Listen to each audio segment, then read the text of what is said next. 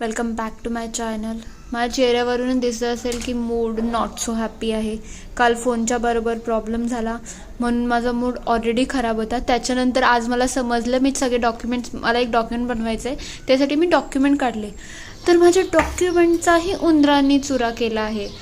डोक्यामध्ये अजून खराबी जी असते ना, ते बोलतात दुष्काळ 13वा महिना, अशी फिलिंग होती मला. म्हणून माझं खायची पण इच्छा राहिली नव्हती. म्हणून मी शेवट कसं तरी बोलली, जाऊन दे सोड अंजू, हे सगळं तर होतच राहील, पहिले पोटाकडे लक्ष देऊ दे. तब्येत तर खराब होती म्हणून माझं काही खायची जास्त इच्छा नव्हती. त्यामुळे वाटाणे मी बॉईल केले, कारण की ते भिजवलेले काल.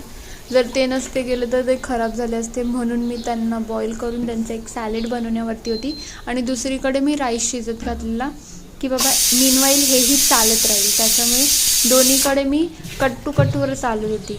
त्यानंतर मी मस्तपैकी चॉपिंग केली आणि त्याच्यामध्ये उकडलेले वाटाणे टाकले, त्याच्यावरती थोडेसे मसाले टाकले, स्पायसेस टाकले आणि मस्तपैकी हे एन्जॉय केलं. कारण की तेव्हा जाऊन मला स्वतःच्या जीवाला शांती मिळेल. आणि हे जे बटाटे उकडले त्यांचं उद्या काहीतरी बनवू. आज मला काहीच त्याच्याबरोबर एक्सपेरिमेंट करण्यामध्ये इच्छा नाही आहे. तर बघू मला कधी बरं वाटतं. त्याच्यामध्ये पण माझा हात भाजला.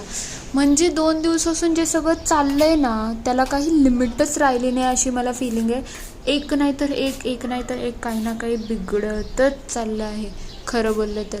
आत्ता पण हे जे मी करते ना, ते करता पण काही ना काही खाली पाडण्याशिवाय माझ्या जीवाला शांती नाही. मग मी भाजीला फोडणी दिली. ही भाजी चांगली झाली होती पण त्याचा पूर्ण रस्सा आटलेला. त्यानंतर संध्याकाळी मी नळाला तेव्हा भांडी घासले. Thank you for watching. भेटूया नवीन ब्लॉग.